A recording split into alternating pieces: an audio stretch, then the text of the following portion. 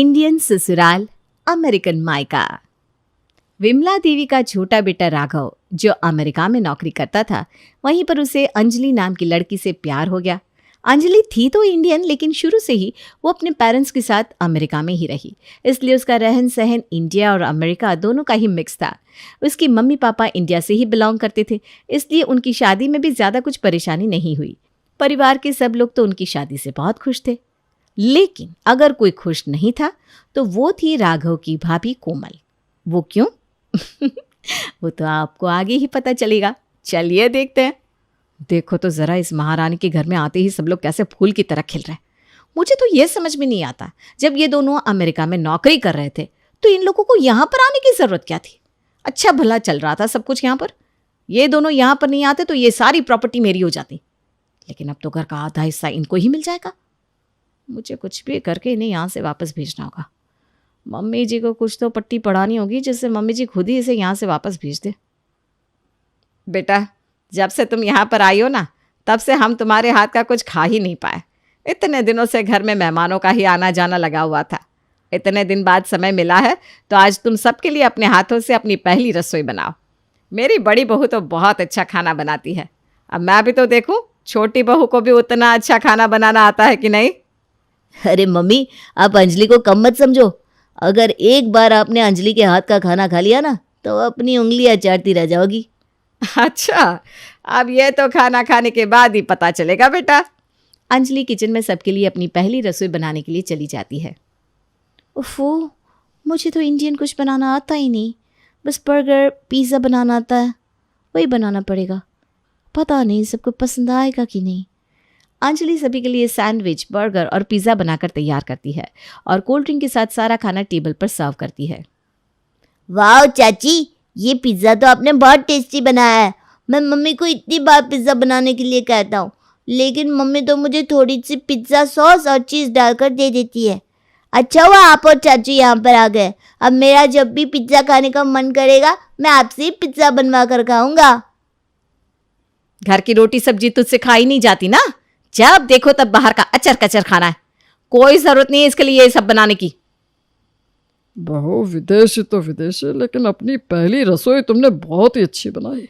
ये लो, हम दोनों की तरफ से तुम्हारे लिए ये शगुन। अरे लेकिन पापा जी, इसकी भला क्या ज़रूरत थी? अरे रख ले बेटा, ये तो बड़ों का आशीर्वाद होता है, इसे हमेशा संभाल कर रखना। ऐसा कुछ तो बनाया भी नहीं इसने जो इसकी इतनी तारीफ हो रही है। अगर इसी तरह ये सबसे तारीफें बटोरती रही तो मेरे लिए तो आफत हो जाएगी। कुछ कर कोमल, कुछ कर। अब कोमल अपने दिमाग में अंजलि के खिलाफ अपनी सासू माँ को भड़काने का प्लान सोचने लगती है। कुछ दिन बाद, अरे अंजलि, जरा यहाँ पर तो आना। हाँ दीदी, खाइए।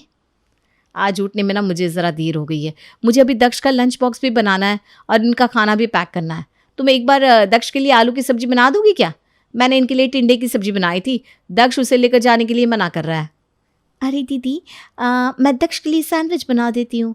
आपको पता है कि मुझे ना ये सब्जी वगैरह अच्छे से बनाना नहीं आता, और मुझे ऑफिस जाने के लिए भी देर हो रही है, लेकिन मैं दक्ष के लिए सैंडविच बना दूँगी। अरे नहीं, रहने दो, मैं खुद ही दक्ष के लिए खाना बना लूँगी। उसे लंच में सैंडविच खाने के लिए दूंगी तो उसका पेट नहीं भरेगा।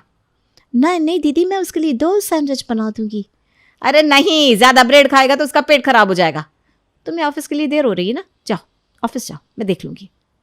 ठीक है दीदी।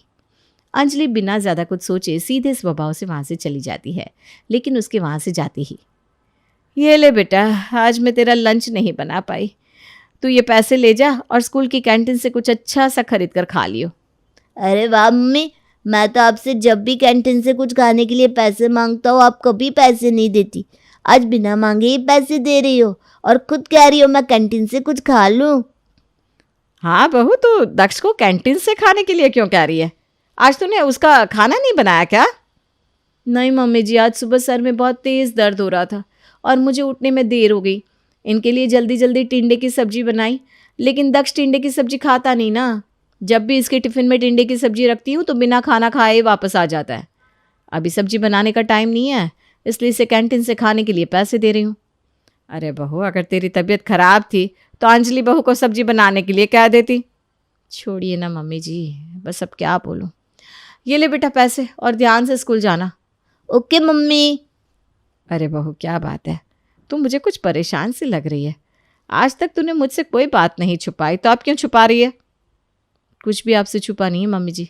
आप तो जानती हैं कि राघव और अंजलि दोनों जॉब करते हैं, लेकिन मेरी तरह अंजलि भी तो इस घर की बहू है ना, और बहू होने के नाते इसकी भी तो घर के प्रति कुछ जिम्मेदारियां हैं।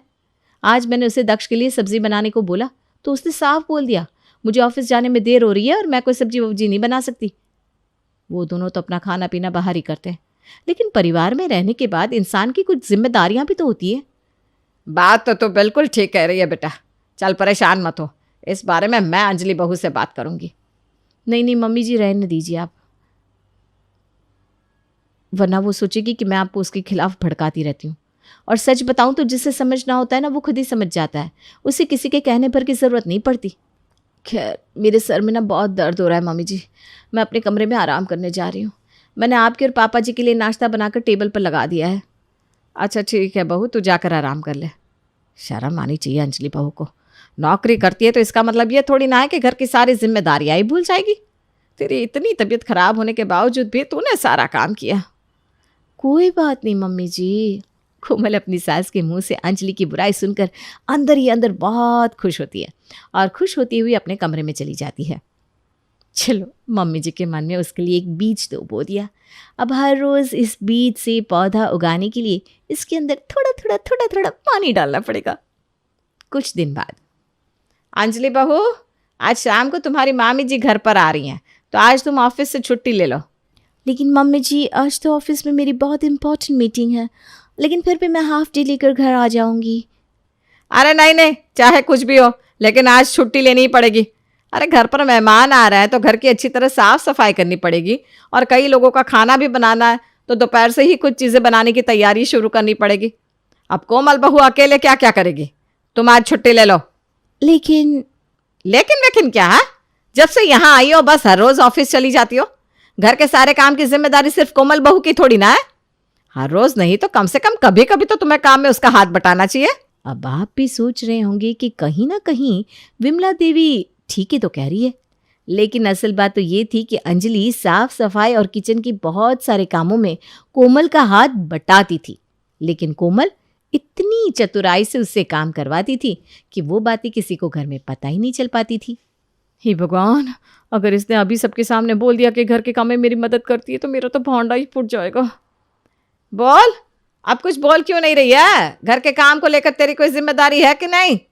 लेकिन मम्मी जी मैं तो अरे कोई बात नहीं अंजलि, अगर तुम्हें ऑफिस जाना इतना ही ज़रूरी लगता है तो तुम ऑफिस चली जाओ और हाफ डे में आ जाना। हाँ नहीं नहीं बहू, आज ये कहीं नहीं जाएगी, तेरे साथ घर पर रहकर ये आज घर का सारा काम करवाएगी, ठीक है ना अंजलि बहू?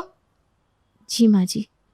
अब अपनी सासू माँ के सामने दिखावा करने के लिए कोमल घर की साफ सफाई में लग जाती है और बार बार अपनी सासू माँ की नज़रों में आकर घर को अच्छी तरह साफ करती है। शाम के समय पूरा दिन साफ सफाई कर करके मेरे तो सर में बहुत तेज़ दर्द हो रहा है।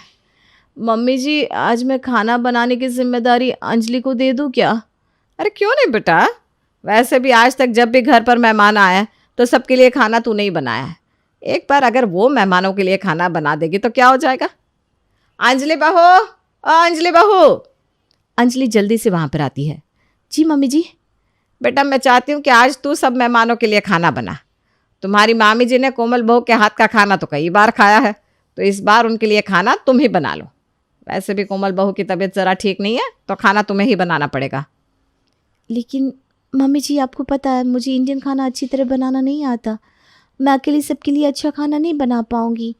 मैं काम करती हूँ, मुझे जो कुछ बनाना आता है वो मैं घर पर बना लेती हूँ, बाकी का खाना मैं बाहर से ऑर्डर कर देती हूँ। अब अंजलि अमेरिका में पली बड़ी थी, इसलिए उसके लिए तो मेहमानों के लिए बाहर से खाना मंगवाना नॉर्मल था, लेकिन विमला देवी के लिए ये बात बिल्कुल भी नॉर्मल नहीं थी। ये तेरा अमेरिका नहीं है कि मेहमानों के लिए बाहर से खाना मंगाने की बात कर रही है। हमारे यहाँ मेहमानों को भगवान का दर्जा दिया जाता है और अपने हाथों से उनके लिए घर पर प्यार से खाना बनाया जाता है। तू तो बस जब देखो तब घर के काम से बचने के लिए नए नए बहाने ढूंढती रहती है। अगर तुझे मेहमानों के लिए खाना नहीं बनाना तो मत बना, मैं अपने आप बना लूँगी। अरे नहीं नहीं मम्मी जी, मेरे होते हुए आप किचन में जाकर खाना बनाओ, ये मैं बिल्कुल नहीं देख सकती। मैं सर दर्द की दवाई लेकर सबके लिए खाना बना दूंगी। देख ज़रा देख, शर्म आनी चाहिए तुझे। नहीं दीदी, आप रहने दो, मैं खाना बना लूँगी। अच्छा ठीक है, मैं थोड़ी देर दवाई लेकर आराम कर लेती हूँ। अब कोमल तो ये अच्छी तरह जानती थी कि अंजलि को इंडियन खाना बिल्कुल भी अच्छा बनाना नहीं आता, और जब मेहमान उसके हाथ के बने हुए ऐसे खाने को खाएंगे तो उसे अंजलि के लिए अपनी सासू माँ को भड़काने का एक और मौका मिल जाएगा। कुछ देर बाद अंजलि खाना बनाकर तैयार कर देती है। पता नहीं सबको ये खाना पसंद आएगा भी या नहीं। मम्मी जी भी आने वाली होगी, तब तक मैं जाकर तैयार हो जाती हूँ। अंजलि तैयार होने के लिए अपने कमरे में जाती है। अरे आज तो मामी जी घर पर आ रही है ना, तो तुम ये जीन्स टॉप क्यों पहन रही हो?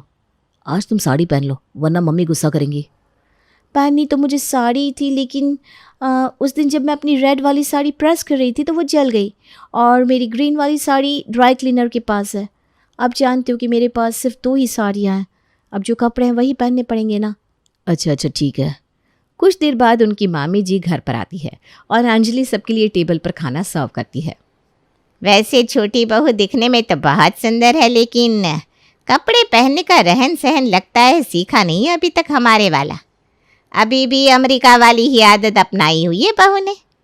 बेटा, हम समझ सकते हैं कि तुम बचपन से अमेरिका में पली बड़ी हो, लेकिन ये तुम्हारा ससुराल है, और ससुराल में जब मेहमान आते हैं ना, तब तो कम से कम तुम्हें साड़ी पहननी चाहिए।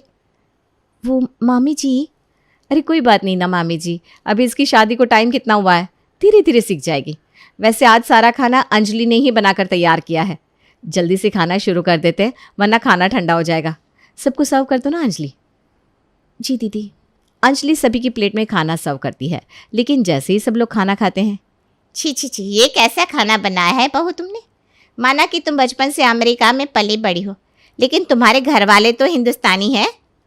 तुम्हारे घर में भी ऐसा ही खाना बनता है क्या? लगता है तुमने खाना बनाना सीखने में कभी कोई रुचि ही नहीं ली। इस खाने का तो एक और निवाला मेरे गले से नीचे नहीं उतरेगा। आई एम सो सॉरी मामी जी, मैंने आज पहली बार ये सब खाना बनाया, इसलिए शायद गड़बड़ हो गई। लेकिन मैंने आप सबके लिए पिज़्ज़ा बर्गर की भी तैयारी करके रखी है, मैं बस अभी आपके लिए वो बना कर लाती हूँ। अरे नहीं नहीं, ये सब कुछ मैं नहीं खाती।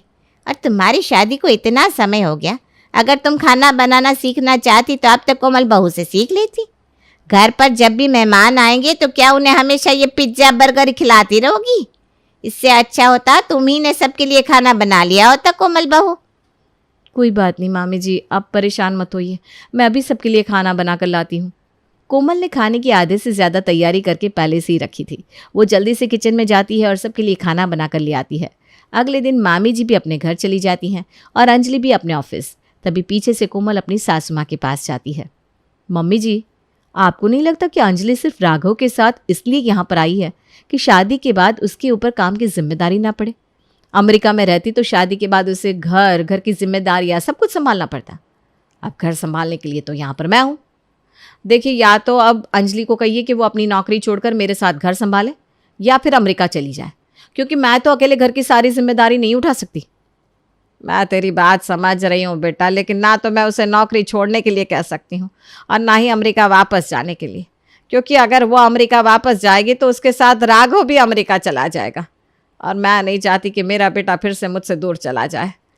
बाकी अगर घर पर काम में तुझे परेशानी होती है तो मैं तेरे लिए काम वाली रखवा दूँ। जी मम्मी जी। विमला देवी की ऐसी बातों से कोमल का मुंह बन जाता है। वो वहाँ से उठकर चुपचाप अपने कमरे में चली जाती है। हे भगवान, ये क्या हो गया? मैंने तो सोचा था मैं माँ जी को इस तरह उसकी कमियां दिखा दिखा कर उसके खिलाफ भड़काऊंगी तो माँ जी मेरी बात मानकर उसे वापस अमेरिका भेज देगी, लेकिन यहाँ तो पासा उल्टा ही पड़ गया। अब मुझे बात तो समझ में आ ही गई है कि मम्मी जी उन दोनों को वापस अमेरिका तो कभी जाने ही नहीं देंगी, इसलिए अब मुझे घर का बंटवारा करना पड़ेगा। आखिर मैं क्यों अकेली मम्मी जी और पापा जी की जिम्मेदारी मैं संभालूं, हैं? कोमल अपने हस्बैंड विक्रम के घर आते ही उसे भड़काना शुरू कर देती है और बंटवारे के लिए कन्विंस कर लेती है। उन दोनों की तो मौज हो गई है, घर की कोई जिम्मेदारी संभालनी नहीं, पूरे घर में नौकरानी की तरह मैं काम करती रहूं और वो दोनों बस सुबह तैयार होकर ऑफिस जाए और रात को आकर सो जाए। माँ जी भी ना उन्हीं की तरफदारी कर रही है। देखिए, मुझे घर को लेकर कोई लड़ाई नहीं चाहिए, इसलिए आज के आज ही मुझे इस घर का आधा हिस्सा चाहिए ताकि मैं आराम से अपना घर संभाल सकूं और उन दोनों पर भी अपने घर की कुछ जिम्मेदारी पड़े, तब मम्मी पापा को भी उनकी असलियत समझ में आएगी। तुम ठीक कह रही हो कोमल, मैं इस बारे में मम्मी पापा से बात करता हूँ। विक्रम अपने मम्मी पापा के पास जाकर इस बारे में बात करता है उसकी ये बात सुनकर उसके मम्मी पापा भी हैरान हो जाते हैं। ये तो क्या कह रहा है बेटा? अचानक तेरे दिमाग में ये बंटवारे की बात कहाँ से आ गई? पापा आज नहीं तो कल घर में बंटवारा तो होना ही है, और कोमल भी अकेले घर की जिम्मेदारियां उठाते उठाते परेशान हो गई है। बंटवारा हो जाएगा तो वो अपने घर की जिम्मेदारी उठाएगी, अंजलि अपने घर की। अब प्लीज़ घर का बंटवारा कर दीजिए। अगर तुम यही चाहते हो तो ठीक है बेटा, वैसे भी कल को तो घर में तुम लोगों को ही रहना है, तो जैसा तुम्हें ठीक लगे। विमला उन दोनों के लिए घर का बंटवारा कर देती है और दोनों भाई अब अलग अलग रहने लगते हैं। उन्हें अलग रहते हुए अभी एक ही दिन बीता था कि अगले दिन, कोमल बहू ज़रा मेरे लिए एक कप चाय तो ले आ, सर में बहुत तेज़ दर्द हो रहा है। आप लोगों के लिए चाय बनाने का ठेका क्या सिर्फ मैंने ही लिया हुआ है? हैं? घर का आधा हिस्सा अपनी छोटी बहू के नाम पर किया है ना, तो अब जाकर उसी के पास रहो। आज तक मुझे आपकी जितनी सेवा करनी थी मैं बहुत कर चुकी। आज के बाद आपकी छोटी बहू आपकी सेवा करेगी। अब मैं किसी और की सेवा नहीं करने वाली। अगर यहाँ पर रहना है तो अपना काम खुद करना, वरना कहीं और जाना है तो आपकी मर्जी। कोमल जब इस तरह से अपनी सासू माँ से बात करती है तो उसकी सासू माँ के मान सम्मान को उसकी बातों से बहुत ठेस पहुँचती है, और विमला देवी के लिए खुद से ज़्यादा उनकी पति का मान सम्मान बहुत मायने रखता था। अगर उसकी तरह ही कोमल अपने ससुर जी से भी इस तरह बात करती तो विमला देवी सह नहीं पाती, इसलिए वो अपने पति के साथ अपने छोटे बेटे के घर चली जाती है और उन्हें सारी बात बताती है। अंत में तो हमें यही दिन देखना था, लेकिन कोई बात नहीं बेटा, बुढ़ापे के कुछ साल है जैसे तैसे कट जाएंगे। मैं और तुम्हारे पापा ये कुछ साल हमारे गांव वाले घर में ही बिता लेंगे। आपने ऐसा सोचा भी कैसे मम्मी जी? मैं अमेरिका से इसलिए यहाँ पर आई थी ताकि आपके साथ रह सकूँ, वरना अमेरिका छोड़ने का हमारा और दूसरा कोई रीज़न नहीं था। हम दोनों अभी यही बात कर रहे थे कि इतने साल तक आप भाभी के साथ रहे, तो अब हमारे साथ रहना। हम दोनों तो खुद ही आपको लेने आने वाले थे मम्मी। यस मम्मी जी, आप दोनों कहीं नहीं जाओगे। आज से हम आपके साथ आपके इसी घर में रहेंगे। ये घर हमारा नहीं बल्कि आपका है। आपके साथ इस घर में रहना हमारा सौभाग्य है। अंजलि की ये बात सुनकर विमला की आंखों में आंसू आ जाते हैं और वो अंजलि को गले से लगा लेती है।